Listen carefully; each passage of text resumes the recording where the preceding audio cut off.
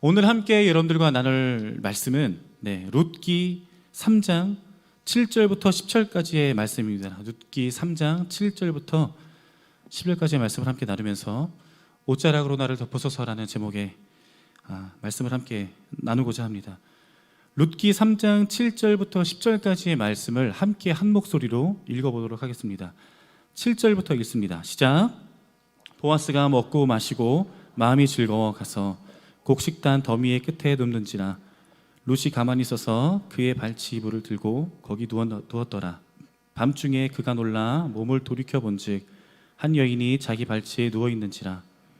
이르되 내가 누구냐 하니 대답하되 나는 당신의 여종 룻이오니 당신의 옷자락을 펴 당신의 여종을 덮으소서.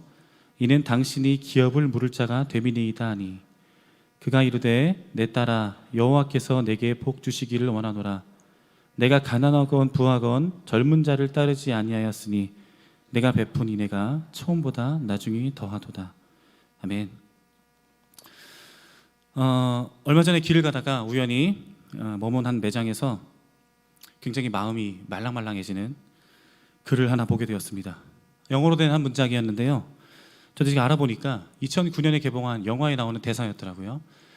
보신 분들이 있는지 모르겠습니다. 줄리 앤 줄리아라는 영화인데요, 저는 영화를 보지는 않았습니다. 근데 이제 그 문장이 굉장히 좀 이렇게 마음에 남아서 인터넷에 검색을 해보니까 그 영화에 나온 대사이고, 또 유튜브에 이제 그 부분만 이렇게 보여주는 짧은 영상이 있더라고요.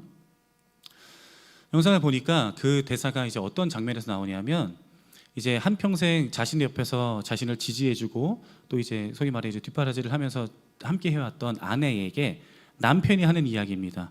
여기 이제 영화의 장면을 제가 캡처해서 보여드렸는데요, 그 글이 잘 안 보이시죠? 다음 사진을 한번 넘겨주실래요? 뭐라고 이야기를 하냐면, 제가 한번 읽어보겠습니다. 제가 한번 읽어볼게요.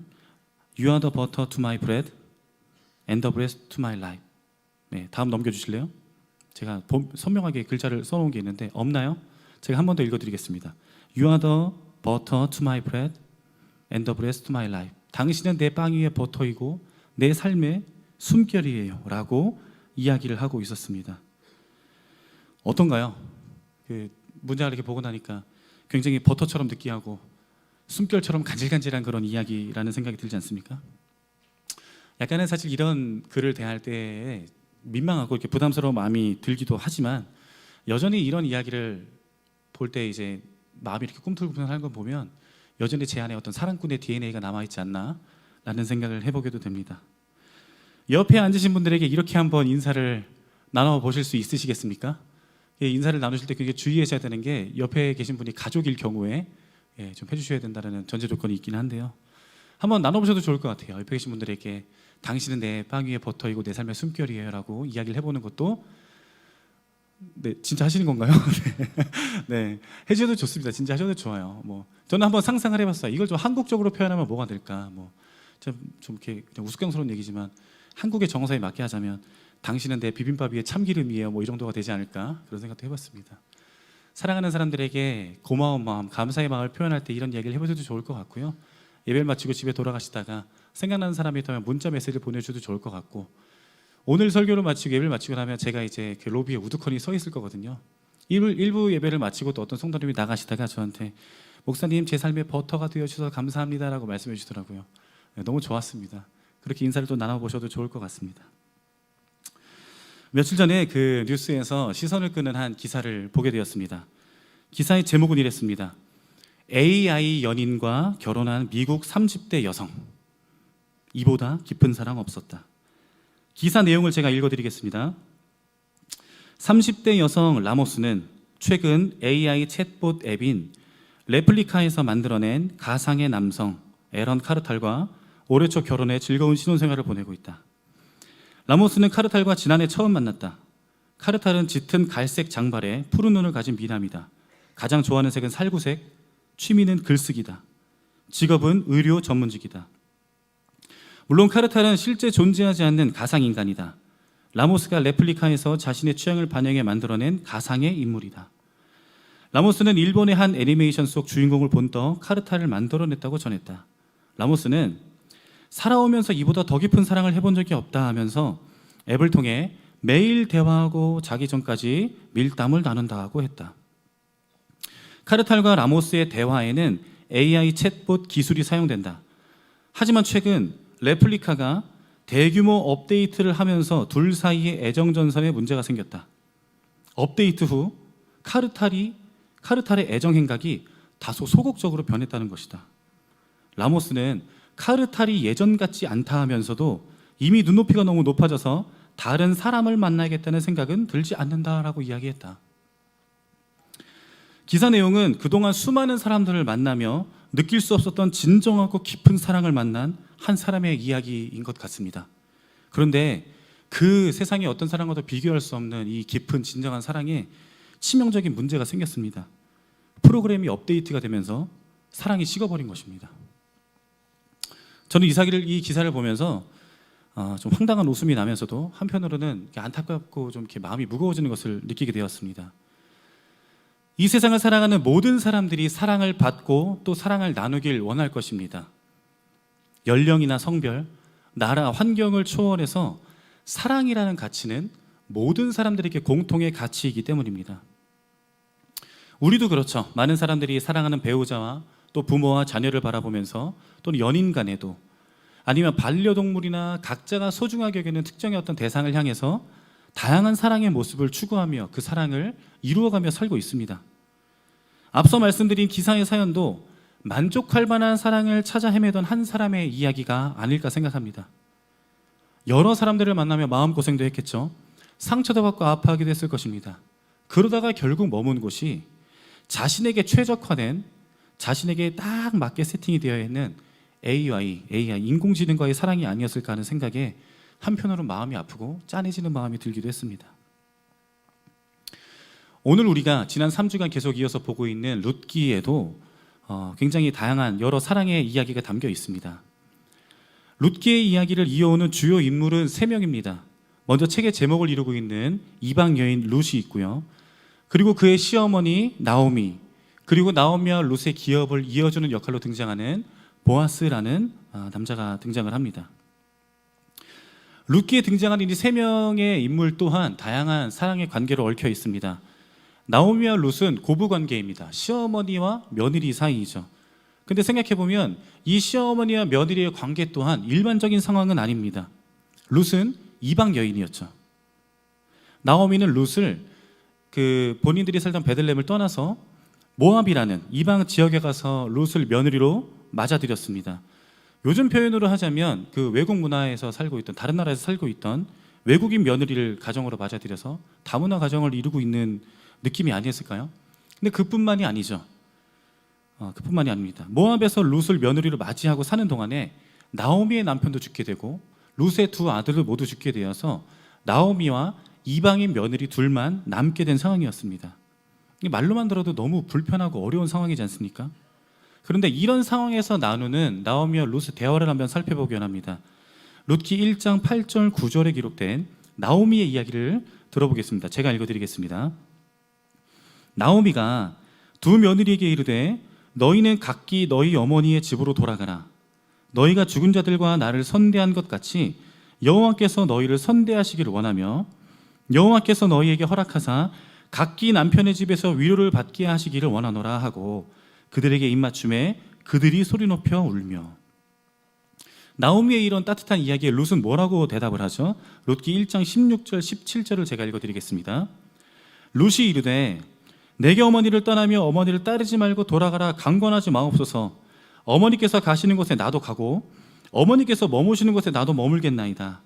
어머니의 백성이 나의 백성이 되고 어머니의 하나님이 나의 하나님이 되시리니 어머니께서 죽으신 곳에 나도 죽어 거기 묻힐 것이라. 만일 내가 죽는 일이 외에 어머니를 떠나면 여호와께서 내게 벌을 내리시고 더 내리시기를 원하나이다 하는지라. 나오미는 룻을 정말 자신의 딸처럼 생각했던 것 같습니다.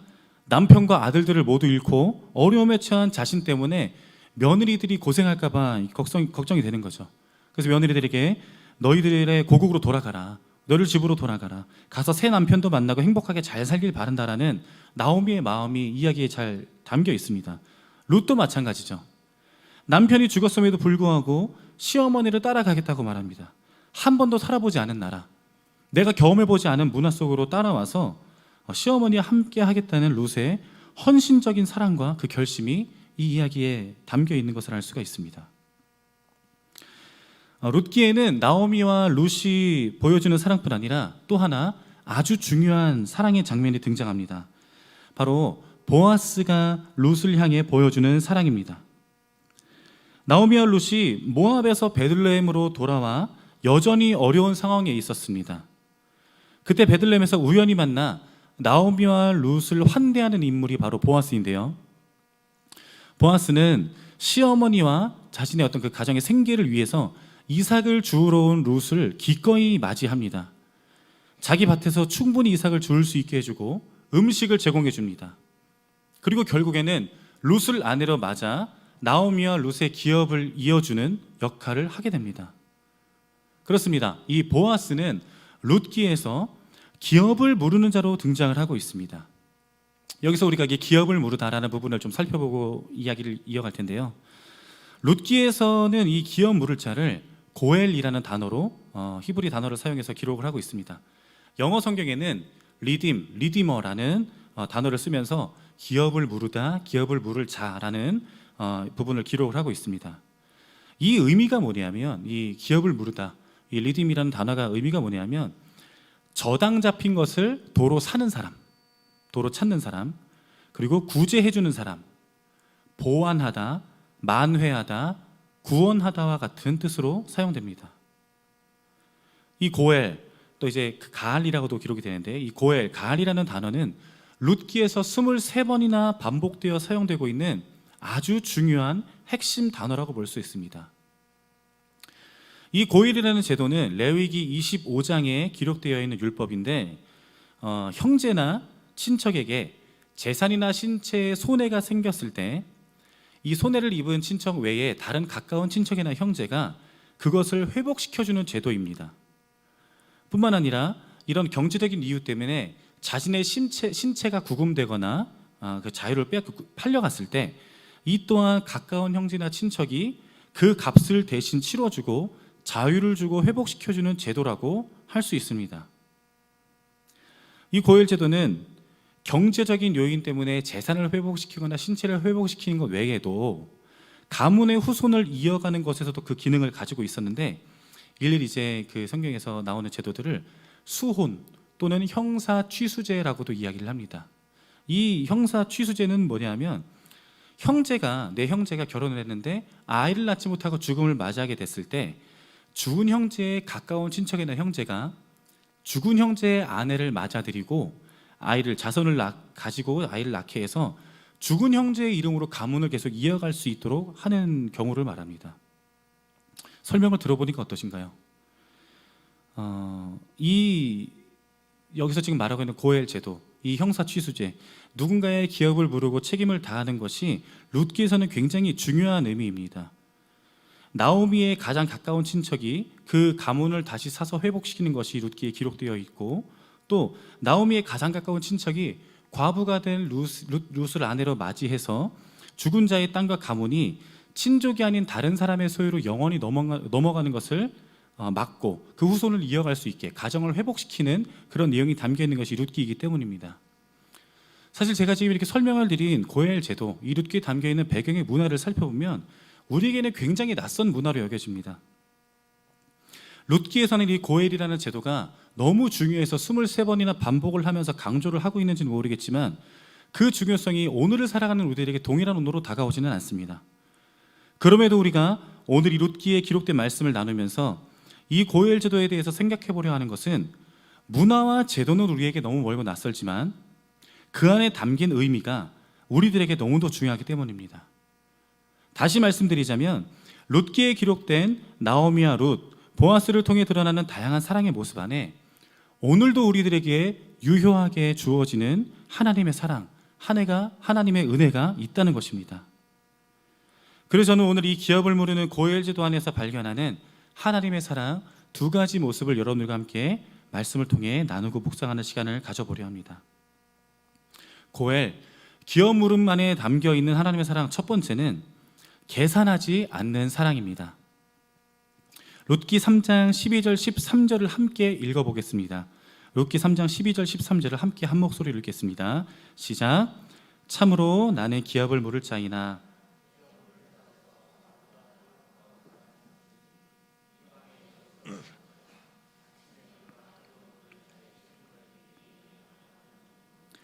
그가 그 기업 물을 자의 책임을 행할 것이라. 만일 그가 기업 물을 자의 책임을 내게 이행하기를 기뻐하지 아니하면 여호와께서 살아계심을 두고 맹세하노니 내가 기업 물을 자의 책임을 내게 이행하리라. 아침까지 누워 있을지니라 하는지라. 기업을 물은다는 것은 책임을 다하는 것입니다. 나에게 주어진 역할의 책임을 가지는 것이고 어려움과 공경에 처한 누군가에게 책임 있는 자가 되겠다는 것입니다. 책임이 뭐죠? 어떠한 일이나 상황, 결과에 대해 가지는 의무, 마땅히 해야 하는 일을 말하는 것이죠. 기업을 물은다라는 것은 앞서 말씀드린 대로 하나님께서 명하신 율법, 법적 조항입니다. 너희의 친족 중에 이러한 어려운 일이 생기면 가까운 친척이나 형제들이 그 어려움을 외면하지 말고 책임 있는 모습을 보여야 한다라고 하나님께서 명령하신 것입니다. 룻기 4장에 넘어가 보면 보아스가 지금 이야기했던 것처럼 더 가까운 친척이 나옵니다. 성경에서는 이 보아스보다 더 가까운 친척, 그 가장 우선으로 기업 물을 책임이 있는 사람을 그냥 아무개라고 적어놓고 있습니다. 그리고 보아스는 그 아무개에게 기업 물을 자의 역할에 대해 설명합니다. 엘리멜렉 가문에 이런 일이 있었다. 그래서 기업 물을 자가 필요하다. 아무개야, 네가 그 기업을 물으겠냐라고 물었습니다. 그리고 그 아무개가 기업을 물으겠다고 대답을 합니다.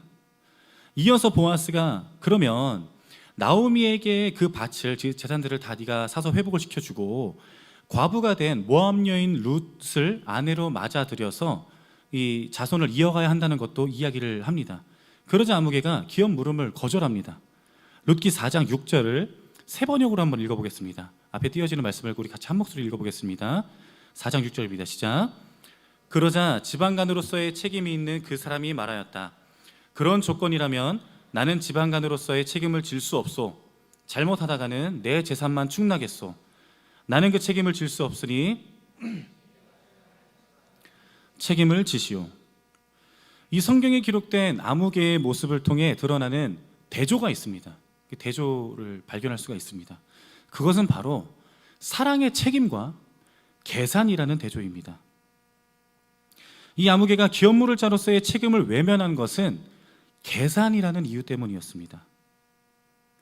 계산을 해보니까 기업을 물으는 것이 나에게 아무 득이 될 것이 없었던 것입니다. 반면 룻을 대하는 보아스의 모습은 어떻습니까? 룻기 2장 14절 16절을 제가 읽어드리겠습니다. 2장 14절부터 16절까지 제가 읽어드리겠습니다. 식사할 때에 보아스가 룻에게 이르되 이리로 와서 떡을 먹으며 내 떡 조각을 초에 찍으라 하므로 룻이 곡식 빼는 자 곁에 앉으니 그가 볶은 곡식을 주매 룻이 배불리 먹고 남았더라. 룻이 이삭을 주우러 일어날 때 보아스가 자기 소년들에게 명령하여 이르되 그에게 곡식 단 사이에서 줍게 하고 책망하지 말며 또 그를 위하여 곡식 다발에서 조금씩 뽑아버려서 그에게 줍게 하고 꾸짖지 말라 하니라. 보아스의 밭에서 이삭을 줍고 있는 룻에게 보아스는 마음 편히 이삭을 주울 수 있게 해주고 먹을 것도 주고 마실 것도 줍니다. 그리고 마치 자신의 가족인 것처럼, 자신의 품꾼인 것처럼 둘러앉아서 같이 함께 식사를 하게 하죠. 심지어 어떤 행동까지 합니까? 떨어진 이삭만 줍는 게 아니라 그 룻이 마음껏 풍족하게 그 먹을 것을 챙겨갈 수 있도록 곡식을 베는 자들에게 곡식단에서 좀 일부러 좀 떨어뜨려줘라, 많이 가져갈 수 있게 해줘라라고 이야기를 하고 있습니다. 룻도 이런 보아스의 호의가 궁금했는지 어찌 이런 은혜를 베푸느냐고 묻습니다. 이에 대한 보아스의 답은 룻기 2장 12절에서 생각해 볼 수 있습니다. 제가 읽어드리겠습니다. 룻기 2장 12절입니다. 여호와께서 내가 행한 일에 보답하시기를 원하며 이스라엘의 하나님 여호와께서 그의 날개 아래에 보호를 받으러 온 내게 온전한 상 주시기를 원하노라 하는지라. 그렇습니다. 보아스가 룻에게 보여주고 있는 사랑과 환대의 배경은 하나님의 마음입니다. 공경에 처한 룻을 환대하는 이유는 하나님께서 그 룻을 보답하고 상 주시길 원하는 그 하나님의 바람, 그 마음을 보아스도 가지고 있었기 때문입니다. 그리고 보아스는 그 룻을 향한 하나님의 마음의 손과 발이 되어주길 원했기 때문입니다. 기업을 물을 자로서의 책임을 다하는 것도 하나님의 명령이기도 하지만 어려움을 당한 하나님의 백성을 하나님의 사랑을 아는 자들이 돌보기를 원하는 하나님의 마음을 보아스가 알았기 때문입니다. 그래서 보아스는 계산하지 않습니다. 자신이 할 수 있는 최선을 다합니다. 내가 호의와 친절을 베풀었을 때 나의 그 행동이 나에게 돌아올 이익으로 어떻게 다가오는지 생각하지 않습니다. 계산하지 않고 나에게 주어진 사랑의 책임을 다하는 것입니다. 잠깐 제 이야기를 들려드리려고 합니다. 저는 얼마 전에 그 중고 물품을 사고 파는 당근 마켓을 한참 재미있게 사용했습니다. 제가 지난 4월 초에 이제 5년간 살던 집에서 이사를 했는데요. 짐을 하나하나 꺼내서 정리를 하다 보니까 그 묵은 짐들이 이렇게 많은 줄 몰랐습니다. 버릴 것들은 과감하게 쓰레기 봉투에 넣어서 다 버리고요. 잘 안 입는 옷들도 다 봉지에 넣어서 이렇게 처분을 하고 그런 시간들을 좀 가졌습니다. 근데 짐 정리를 하다 보면 늘 그것 때문에 짐이 쌓이는 거겠지만 애매한 짐들이 있죠. 지금 당장 사용을 하지는 않지만 뭔가 버리기는 또 아깝고 언젠간 쓰게 되지 않을까라고 싶은 그런 물건들이 집에 다 이렇게 있지 않습니까? 저도 그런 짐들을 많이 발견하게 됐습니다. 그래서 제가 이제 고를 때 생각나는 게 당근마켓인 것 같아가지고 당근마켓을 많이 활용했습니다. 아마 제 생각에는 여기 계신 분들도 당근마켓을 이렇게 많이 활용하시는 분들이 있지 않을까 생각이 드는데요. 한번 그분들에게 여쭤보고 싶습니다. 당근마켓에서의 가장 큰 묘미는 무엇입니까? 당근마켓이 재미있는 이유가 뭐죠? 무료 나눔이 있기 때문이죠. 무료 나눔, 그렇죠? 간혹가다 이렇게 행운을 맞이하는 것 같은 그런 무료 나눔. 굉장히 나에게 필요했던, 내가 알아보고 있던 물건이 무료 나눔으로 나올 때 얼마나 기분이 좋습니까? 저는 무료 나눔의 혜택을 받아보지 못했습니다. 누군가 이렇게 나눔하는 물건을 받아보지 못했는데 이번에 이사를 준비하면서 무료 나눔을 정말 많이 했습니다. 집집마다 하나씩 그런 기구가 있지 않을까 싶은데 잘 쓰지 않은 운동기구, 내가 열심히 운동을 해보겠다 싶어서 운동기구를 샀는데 잘 사용하지 않게 되죠. 그런 것들 이제 무료 나눔을 좀 했고요. 또 소소한 캠핑 용품이나 또 이제 아이들 용품 이런 것들도 이제 아이들이 커서 쓰지 않는 것들은 무료 나눔을 좀 많이 했습니다. 그 중에 하나 기억에 남는 것이 그 오븐이랑 베이킹 도구를 나눔을 했던 것이 이제 기억이 나는데요. 저희 아내가 아주 오래전부터 사용했던 이제 그 가정용 오븐이에요. 가정용 오븐치고는 또 조금 큽니다. 그래서 뭐 쿠키도 만들 수 있고 빵도 만들 수 있고 뭐 피자도 구울 수 있고 굉장히 집에서 요긴하게 사용했던 오븐이었습니다. 이제 기능은 다 멀쩡하지만 외관이 좀 많이 상해서 팔기는 뭐하고, 그래서 제가 이제 집에 남아있는 베이킹 도구들이랑 오븐을 같이 무료 나눔을 올렸습니다. 어떤 한 분이 그 글을 보고 채팅을 걸어 오셨습니다. 근데 그분이 제가 생각했던 것보다 너무 많은 걸 물어보시더라고요. 뭐 기능은 잘 되냐, 온도는 몇 도까지 올라가냐, 그걸로 뭐 만들 수 있냐, 뭘 할 수 있냐, 너무 많이 물어보시는 거예요. 제가 속으로 좀 그런 생각이 들었습니다. 그냥 무료 나눔인데 그냥 좀 가져가시면 안 되나? 막 사진도 더 한 3장 찍어 올려드렸는데 더 찍어 보내드려야 되고 막 이런, 사실 조금 힘들었습니다. 그냥 좀 가져가시면 안 되나 생각이 들었습니다. 이야기를 나누다 보니까 이분이 교회를 다니시는 분인데 이제 소그룹 모임을 하면서 소그룹원들에게 쿠키를 만들어 주고 싶었던 거예요. 그래서 이제 오븐이 하나 있었으면 좋겠다, 이걸로 만들어서 소그룹 모임할 때, 뭐 구역 모임할 때 간식을 좀 제공하면 좋지 않을까 하는 마음이 들어서 알아보시던 차에 저랑 연결이 닿은 거였습니다. 제가 또 이제 그 이야기를 들으니까 마음이 또 움직이는 거예요. 그래서 제가 그 오븐으로 만들었던, 제가 예전에 이걸로 스콘도 만들었었고요, 이걸로 쿠키도 만들 수 있고 막 빵도 만들 수 있고, 제가 간단한 메뉴들 막 레시피 알려드리고 막 이렇게 채팅을 한참 나눴습니다. 근데 그런데도 뭔가 아쉬운 거예요, 제 마음이. 그래서 제가 어떤 행동을 했냐면, 이게 제가 무료 나눔을 한다고 하고 이런 행동을 한 걸 저희 아내가 아는지 모르겠지만 제가 무료 나눔을 하면서 그분에게 돈을 좀 더 보내드렸습니다. 제가 그 소그룹 모임하실 때 밀가루 값이랑 설탕 값이라도 좀 보태시길 바라는 마음으로 제 오븐과 베이킹 도구를 무료 나눔하면서 제가 돈을 보내드렸어요. 송금을 해드렸습니다. 그분도 되게 놀라시더라고요. 무료 나눔을 할 때 물건을 받아가시는 분이 잘 쓰겠습니다 해서 뭐 집 앞에 조그맣게 간식을 놓고 가거나 그런 경우는 있는데, 무료 나눔을 받아가면서 돈까지 받아가는 경우는 그분도 처음이셨던 것 같습니다. 저도 그런 경험은 처음이었습니다. 사실 생각해보면 좀 웃기죠. 계산에는 맞지 않는 행동이죠. 무료 나눔이 아니라 마이너스 나눔이었습니다. 저는 이 룻기 말씀을 묵상하면서 또 저의 그런 지난 경험을 생각을 해보면서 제가 한번 질문을 던져봤습니다. 룻기에서 말하고 있는 이 고엘 제도, 하나님의 마음으로 어려움에 처한 누군가에게 사랑의 책임을 다하는 것에 대해서 생각하면서 한 가지 질문을 던져봤습니다. 하나님이 아들을 주시기 전에 계산을 하셨다면 아들을 주실 수 있었을까? 예수님이 십자가를 지기 전에 겟세마네로 기도하러 가시잖아요. 그 기도하실 때 기도하신 게 아니라, 좀 죄송한 표현입니다, 거기서 계산기를 두드려 보셨다면 과연 십자가를 지셨을까? 이런 질문을 던져봤습니다. 그곳에 홀로 앉아 나에게 주어진 하나님의 뜻, 예수 그리스도가 감당해야 하는 사랑의 책임에 대해 기도하지 않고 도대체 내가 이 십자가를 져서 내가 무슨 득이 있고 무슨 실이 있는 것이라고 생각을 했으면 과연 십자가를 질 수 있었을까? 우리가 잘 아는 것처럼 예수님은 계산하지 않으셨습니다. 그저 자신에게 하나님께서 맡기신 사랑의 책임을 다하기 위해 기도하셨던 것입니다. 유업을 잇는다는 것, 기업을 물은다는 것은 책임을 지는 것입니다. 계산하지 않고 사랑을 쏟아 부어주는 것입니다. 그런데 누군가 책임을 지고 누군가에게 계산하지 않고 사랑을 부어준다라는 것은 우리들에게 참 낯설게 여겨지기도 합니다. 유업을 잇는다는 것, 기업을 잇는다는 것, 사랑의 책임을 다하라는 그 이야기는 알겠는데, 무슨 말인지 이해는 가겠는데, 내가 그 말씀을 마음에 새기고 내 삶으로 실천하며 살아가고 싶은 생각은 들지 않을 수 있습니다. 왜 그럴까요? 우리가 살아가는 세상에서 말하는 가치가, 우리가 세상에서 살아가고 이야기 나누는, 마주하게 되는 현실이 나 하나도 책임지기 힘든 현실인데, 나 하나도 간수하기 힘든 현실인데 내가 누굴 책임져?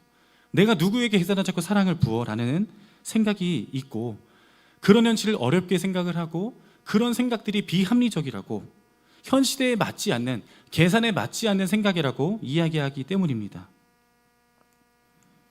그런데 사실 우리가 잠시만 생각을 해보면, 우리 모두는, 이 자리에 있는 모든 사람들은 누군가의 계산하지 않는 사랑, 누군가 우리를 책임지고자 하는 사랑과 헌신이 있었기 때문에 살아갈 수 있었습니다. 부모님의 헌신적인 사랑도 그렇죠. 부모님이 아니더라도 나를 정말 진심으로 사랑해주고 아껴주는 주변의 친척들이나 이웃들, 또 친구들의 사랑 때문에 우리가 살아올 수 있었습니다. 그런데 때때로 우리는 이 사실을 외면하는 것 같습니다. 나는 누구의 사랑과 누구의 헌신도 없이 내 실력과 내 경험으로, 내 노력으로 살아왔다고 생각하기 때문에 나 말고 누구를 향해 사랑의 책임을 다하는 것이 어렵게 여겨지는 것은 아닐까라는 생각을 해보게 되었습니다. 본문으로 돌아와서요, 보아스가 룻을 향해 계산하지 않고 하나님께서 맡기신 사랑의 책무를 다할 수 있었던 그 배경이 무엇일까요? 그 근거가 무엇일까요? 보아스는 무엇을 믿었기 때문에 룻을 향해 계산하지 않고 그 사랑의 책임을 다할 수 있었을까요? 룻기에서 보아스를 소개할 때 유력한 자라는 표현을 씁니다. 이 유력한 자는 명성이나 지위, 부의 의미를 가지고 있기도 하지만, 사사기의 기드온을 기록할 때 썼던 것처럼 큰 용사, 또 다른 번역본에서는 율법에 있어서 유력한 자라고 해석을 하기도 합니다. 이 고엘 제도는 레위기 25장에 나오고 있죠. 율법으로 기록되어 있죠. 제가 레위기 25장 38절을 한번 읽어드리겠습니다. 레위기 25장 38절입니다. 고엘 제도에 대해서 설명하고 있는 그 본문 아랫부분에 이제 기록되어 있는 말씀입니다. 나는 너희의 하나님이 되며 또 가나안 땅을 너희에게 주려고 애굽 땅에서 너희를 인도하여 낸 너희의 하나님 여호와이니라. 그렇습니다. 보아스는 고엘의 책임을 요구하시는 하나님께서 하나님의 백성들을 책임지신다는 것을 신뢰하고 있었던 것입니다. 너희의 가진 것을 이용해서 어려움에 처한 사람들을 외면하지 말고 사랑의 책임을 다하라라는 하나님의 명령에는 나의 삶도, 너희들 모두의, 하나님의 백성의 모두의 삶을 하나님이 책임지고 계신다라는 그 약속이 담겨 있음을 보아스가 알았던 것입니다. 하나님께서 보아스와 룻의 관계의 한 가운데 계시고, 하나님께서 이 모든 관계의 보증이 되시고 그 관계가 이어지는 플랫폼이 되시는 것을 알고 있었기 때문에 계산하지 않고 거래하지 않고 사랑할 수 있었던 것입니다. 우리도 마찬가지입니다. 우리도 우리를 책임져 주시는 하나님의 사랑의 혜택을 입은 자들입니다. 하지만 때로는 우리도 이 사랑의 책임을 다하는 것에 두려움이 들 때가 있습니다. 주저하고 외면하고 싶을 때가 있습니다. 성경에 나온 아무개의 이야기처럼 내 손해를 염려해서 사랑하기를 주저하는 경우도 있고요. 내 옆에 있는 누군가가 사랑받을 만한 자격이 없다는 이유로 외면을 하기도 합니다. 사랑받을 만한 사람을 계산하고 있는 것이죠. 또 어떤 경우는 말씀드린 것처럼 나는 내 힘으로 살아왔어. 나는 내 실력과 내 경험으로 살아왔어. 너도 네 힘으로 살아. 이렇게 차가운 시선을 가지고 살아가고 있는지는 모르겠습니다. 오늘 우리가 살펴보고 있는 룻기 그리고 보아스를 통해 보여지는 고엘의 사랑에는 선교적인 삶이 담겨 있습니다.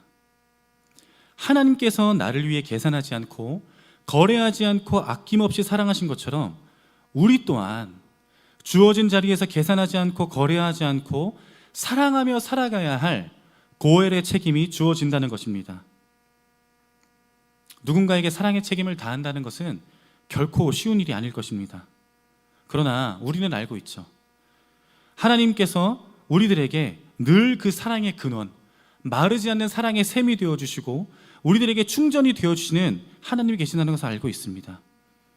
우리가 하나님의 신실한 사랑 안에서 힘을 얻기를 바랍니다. 우리들에게 주어진 삶의 날마다의 시간 속에 나를 계산하지 않고 사랑하신 하나님의 신실한 사랑을 기억하며 한 걸음이라도 반 걸음이라도 주어진 삶에서 사랑의 책임을 해나가는 우리가 되기를 진심으로 소원합니다. 기업 물음에 담겨있는 하나님의 사랑 두 번째를 나누려 합니다. 이 두 번째는 덮어주는 사랑입니다. 덮어주는 사랑. 오늘 함께 읽었던 본문 룻기 3장 9절을 다시 한번 함께 읽어보겠습니다. 3장 9절을 함께 읽겠습니다. 시작. 이르되 내가 누구냐 하니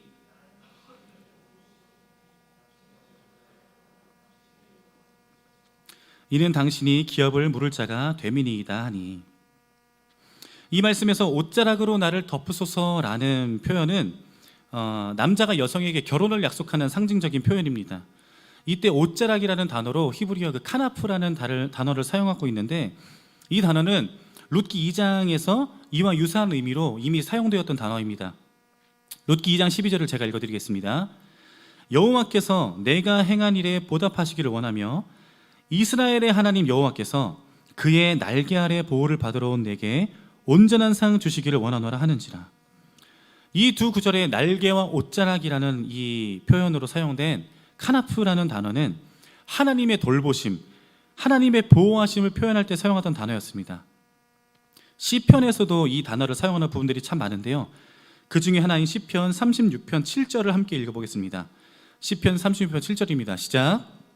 하나님이여 주의 인자하심이 어찌 그리 보배로우신지요. 사람들이 주의 날개 그늘 아래에 피하나이다. 이 카나프라는 단어가 에스겔에서 사용될 때는 그 예루살렘 백성들의 수치를 덮어주는 하나님의 은혜를 이야기할 때 사용되고 있습니다. 에스겔 16장 8절에서는 내가 내 곁으로 지나며 보니 내 때가 사랑을 할 만한 때라. 내 옷으로 너를 덮어 벌거벗은 것을 가리고 내게 맹세하고 언약하여 너를 내게 속하게 하였느니라. 나 주 여호와의 말이니라. 우리가 함께 지금 나눴던 이 말씀을 배경으로 볼 때 룻기 3장 9절에 기록된 당신의 옷자락으로 나를 덮어주소서라는 당신의 기업 물을 자가 되민입니다. 이 룻의 고백은 단순히 결혼을 약속하는 청혼의 메시지를 넘어서서 나의 모든 연약함과 나의 모든 수치를 덮는 하나님의 은혜가 필요합니다라는 굉장히 영적인 어떤 하나님을 향한 간절한 그의 고백이라고도 생각할 수 있을 것입니다. 어쩌면 사실 룻은 자격이 없는 사람이었을지도 모르겠습니다. 룻은 이방 여인이었죠.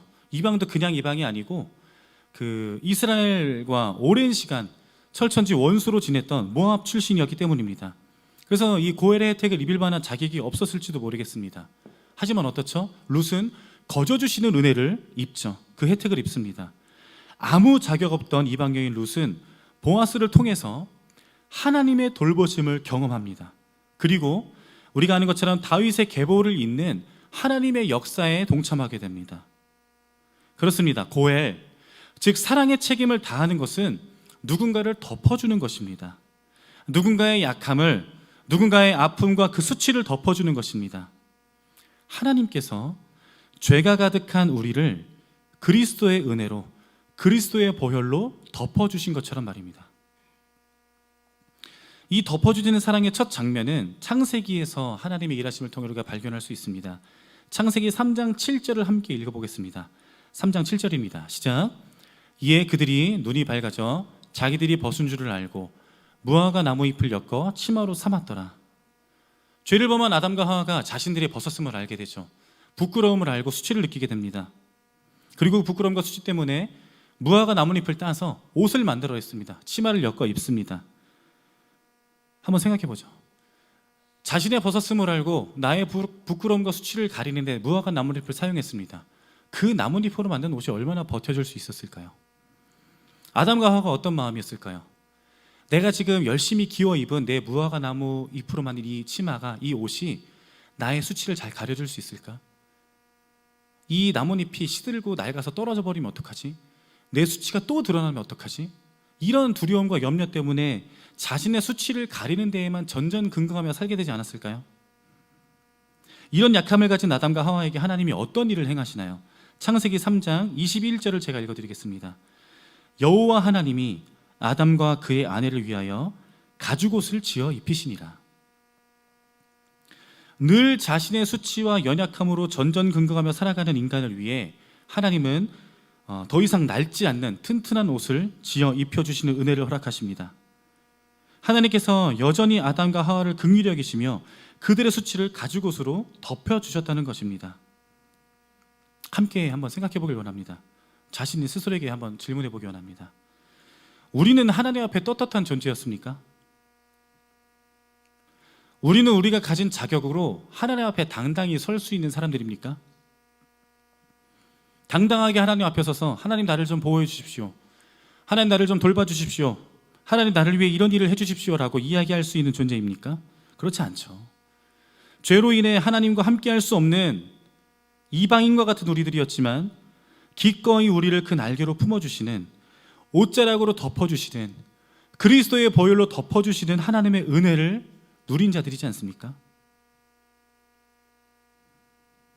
그런데 참 안타깝게도 우리는 때때로 누군가를 향해 너는 이방인이야, 너는 그 혜택을 받을 자격이 없어라고 선을 그으며 살아가는 것 같습니다.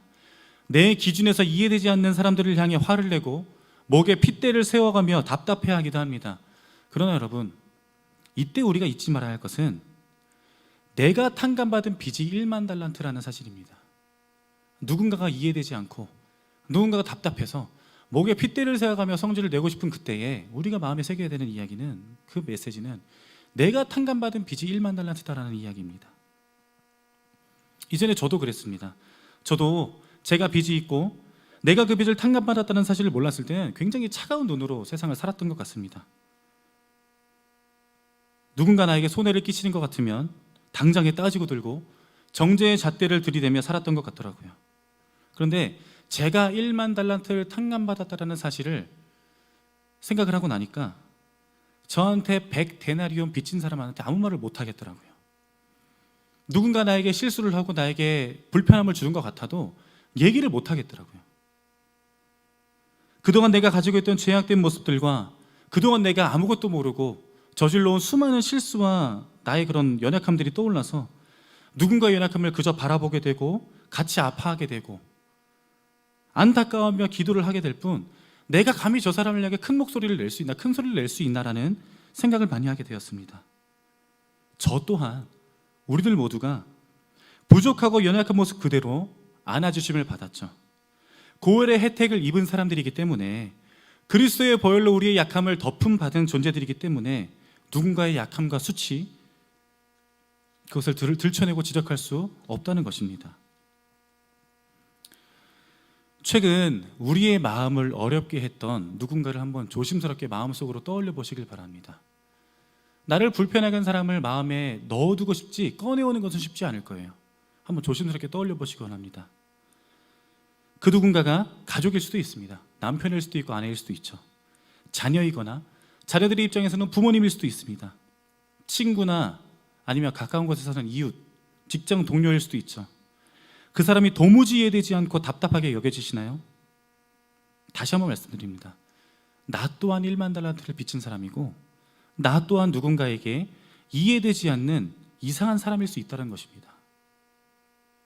반대로 말하면 나 또한 1만 달란트 빚진 사람이고 나 또한 누군가에게 이해되지 않는 이상한 사람이다 라는 말을 반대로 말하면 내가 지금 이렇게 지내고 있는 것 또한 나의 부족함과 연약함을 그대로 품고 덮어주는 주변에 누군가가 있기 때문에, 그 하나님의 은혜가 있기 때문에 살아갈 수 있다는 것입니다.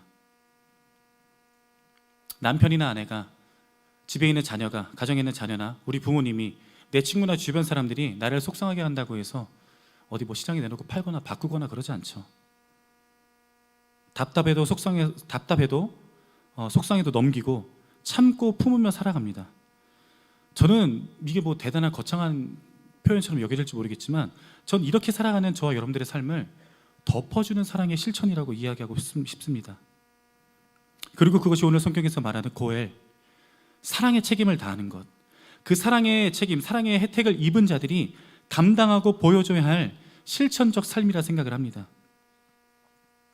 내가 받은 사랑의 유업을 이어가는 것, 내가 받은 하나님의 사랑이 나에게서 그치지 않고 그 역사를 이어가도록, 그 대를 이어가도록 하는 것이 바로 오늘을 살아가는 우리가 꿈꾸고 바라봐야 할 고해를 이루는 삶이라 생각을 합니다. 말씀을 정리하려 합니다. 우리가 지난 3주간 살펴본 룻기는 사실 한 가정의 반전과 역전의 이야기입니다. 룻기 1장에서 큰 어려움과 절망에 빠진 나오미와 룻이 4장에 이르러서는 상상하지 못했던 대반전의 복을 누리는 이야기입니다. 룻은 다시 결혼을 하고요, 임신하여 아들을 낳습니다. 나오미도 엘리멜렉의 가문을 이어가게 되며 직면해 있던 생계의 어려움들도 해결하게 됩니다. 이뿐 아니라 보아스를 통해 이스라엘 공동체 또한 복을 누리게 되죠. 이러한 반전이 가능했던 이유가 무엇일까요? 그것은 보아스가 기업 물을 자로서의 책임, 사랑의 책임을 다하며 고해를 실천했기 때문입니다. 우리도 마찬가지죠. 오늘 이 시간을 살아가는 우리 또한 놀라운 역전과 반전의 삶을 살아가고 있습니다. 죄로 인해 하나님을 잃어버리고 절망 가운데 살아갈 수밖에 없었던 우리들에게 놀라운 참 평안과 복이 주어졌습니다. 죄로 인해 죽을 수밖에 없었던 우리들에게 새 생명이 주어졌습니다. 아무 소망도 없이 살아갈 수밖에 없었던 우리들의 마음 가운데, 그 황폐한 마음 가운데 소망이 깃들어 있습니다. 이 놀라운 기적이 가능한 이유가 무엇일까요? 요한복음 13장 4절 8절을 제가 읽어드리겠습니다. 이 말씀을 들으시면서 한번 머릿속으로 그림을 그려보셨으면 좋을 것 같아요. 요한복음 13장 4절 8절을 제가 읽어드리겠습니다. 저녁 잡수시던 자리에서 일어나 겉옷을 벗고 수건을 가져다가 허리에 두르시고 이에 대야에 물을 떠서 제자들의 발을 씻으시고 그 두르신 수건으로 닦기를 시작하여 시몬 베드로에게 이르시니 베드로가 이르되 주여 주께서 내 발을 씻으시나이까?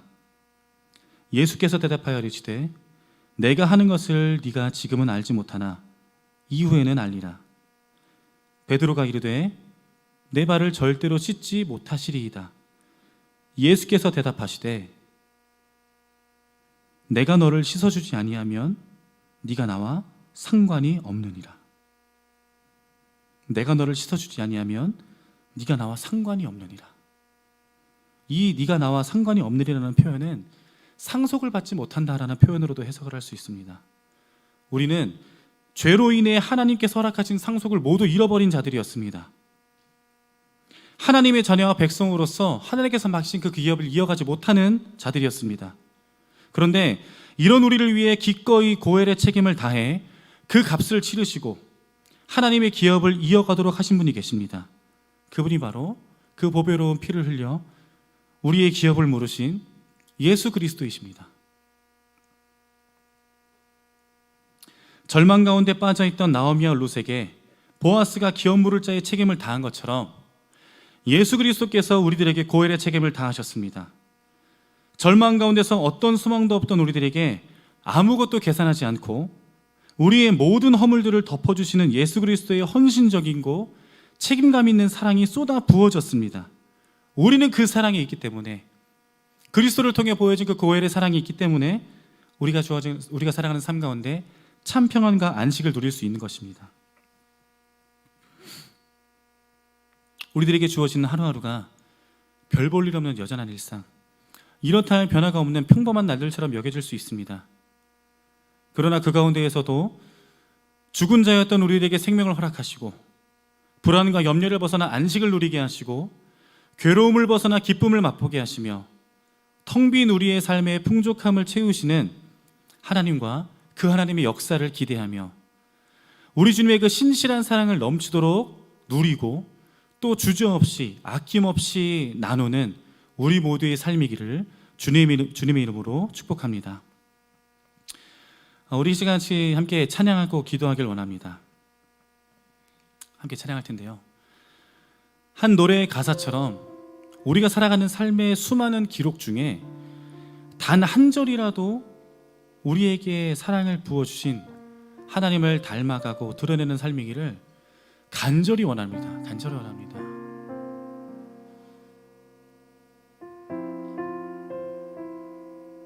하지만 그런 삶을 살아가는 것이 참 쉽지 않습니다. 당장 내 눈앞에 놓여있는 현실의 문제 때문에 치열하게 계산하며 살아가야 하고, 누군가의 수치를 덮어주기보다는 나의 부족함과 나의 수치가 드러날까봐 전전긍긍하며 가슴 졸이며 두려움과 염려 가운데 살아가는 것이 우리들의 일상이기 때문입니다. 이때 우리가 마음속에 꼭 기억하고 새겨야 할 것이 바로 하나님의 헤세드, 그 하나님의 신실한 사랑입니다. 하나님께서 한결같이 변함없이 나를 사랑하시고 나와 함께 하시고 나를 채워주신다는 것을 기억하는 것입니다. 특별할 것 없는 나의 삶에 뭐 대단한 일이 일어나겠어 라고 생각하지 않으셨으면 좋겠습니다. 그러지 않았으면 좋겠습니다. 하나님은 대단할 것 없지만 변함없이 하나님께서 보이신 길을 묵묵히 걸어가는 우리의 평범한 삶을 통해 아주 특별한 역사를 이루시는 분이기 때문입니다. 보아스가 하나님께서 허락하신 그 신실한 사랑의 책임을 다할 때, 룻이 자신의 시어머니에게 그 어려움 중에서도 자신의 사랑할 책임을 다할 때, 자신들의 삶을 통해 다윗의 계보가 이어지고 예수 그리스도의 오실 길을 준비하는 그 삶이라는 것을 그들이 알고 있었을까요? 그렇지 않죠. 우리들의 삶의 모든 결과와 열매는 하나님께 맡기면 좋겠습니다. 우리가 지금 사랑하고 헌신하고 사랑의 책임을 다하는 삶이 도대체 무슨 열매로 드러나기 때문에, 도대체 무슨 열매로 드러나길래 우리가 이렇게 살아야 되라고 질문하지 않았으면 좋겠습니다. 그 모든 결과와 열매를 하나님께 맡기면 좋겠습니다. 우리는 그저 우리에게 한없는 은혜를 부어주신 하나님을 날마다 묵상하는 것, 주어진 일상에서 하나님을 외면하지 않고 하나님의 사랑을 실천하겠다고 걸어가던 그 삶을 돌아서지 않는 것, 나에게 신실하신 하나님처럼 나도 신실하게 하나님을 바라보는 것, 그러한 삶이기를 간절히 소원합니다. 우리 이런 마음의 소원을 올려드리며 함께 찬양하며 나아가겠습니다.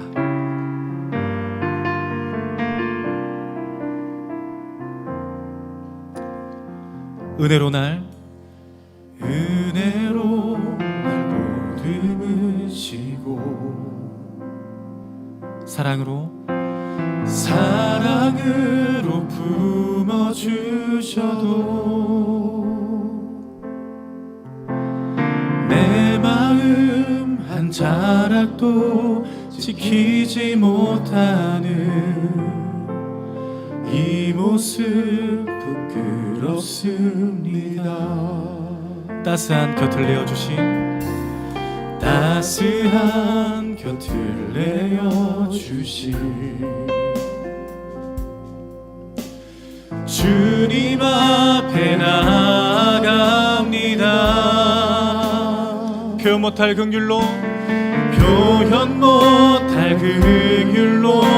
나를 붙드시는 주 이름만 바라봅니다.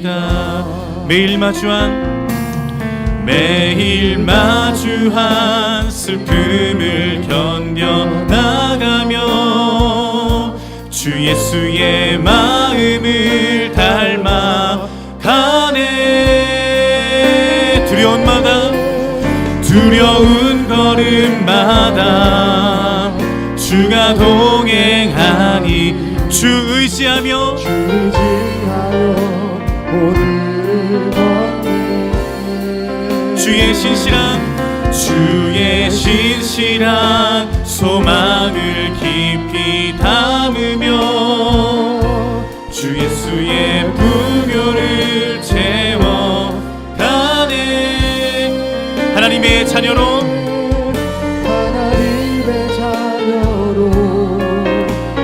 지켜가며 깊어진 삶을 주께 드리. 매일 마주한 슬픔을 견뎌 나가며 주 예수의 마음을 닮아가기 원합니다. 하나님의 그 마음이 우리 안에 담기길 원합니다. 두려운 걸음마다 주가 동행한 주 의지하며 우리를 채우시고 사랑을 부으시는 그 주님을 소망하며 나아갑니다. 주의 신실한 소망을 깊이 담으며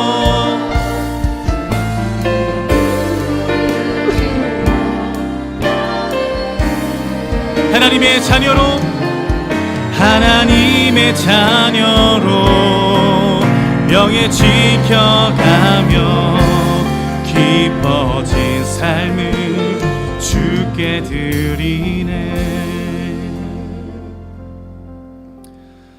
먼저 우리에게 주신 고엘의 은혜, 우리에게 주어진 그 고엘의 사랑을 묵상해 보길 원합니다. 우리가 얼마나 자격 없고 연약한 존재였는지, 우리가 얼마나 사랑받을 만한 자격이 없는 존재였는지 돌아보길 원합니다. 우리의 작음을 아는 것, 우리의 한없이 부족함을 묵상하는 것이 나에게 주어진 하나님의 은혜가 얼마나 큰지를 알아가는 것입니다. 우리에게 아무것도 계산하지 않고 사랑의 책임을 다하며 십자가 지신 예수 그리스도를 묵상하는 시간으로 나아가길 원합니다.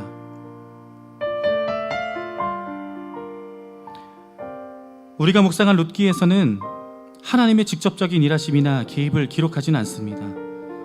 하지만 우리가 이 룻기를 묵상하며 그 안에 담겨있는 하나님의 사랑을 발견할 수가 있죠. 그 이유가 무엇입니까? 기업물을 자로서의 책임을 다하며 사랑을 이어가는 보아스의 모습에서, 절망 중에서도 시어머니를 향한 신실한 사랑을 보여주는 룻을 통해서 우리가 하나님을 발견하는 것입니다.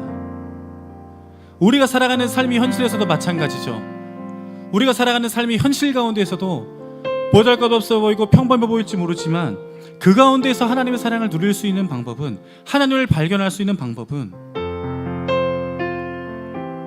각자에게 주어진 평범한 하루하루의 삶 가운데에서 신실하게 하나님의 사랑을 묵상하며 살아가는 것입니다. 기회가 주어지는 대로, 또 내 힘이 닿는 대로 기회를 만들어가며 그 하나님의 성품을 닮아가고자 하는 것입니다. 그리고 하나님은 그러한 성도들의 삶을 통해 실제로 일하실 것입니다.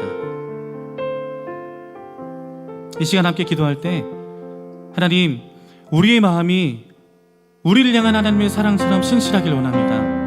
변함없기를 원합니다. 세상의 수많은 이야기와 눈앞에 산적한 문제들 때문에 내가 흔들리고 내가 요동하지 않기를 원합니다. 내 눈이, 내 삶이 하나님만을 바라보기 원합니다. 내 삶이 하나님을 더욱 닮아가는 삶이길 원합니다. 우리 이러한 소원을 드리며 함께 같이 기도하며 나아가겠습니다.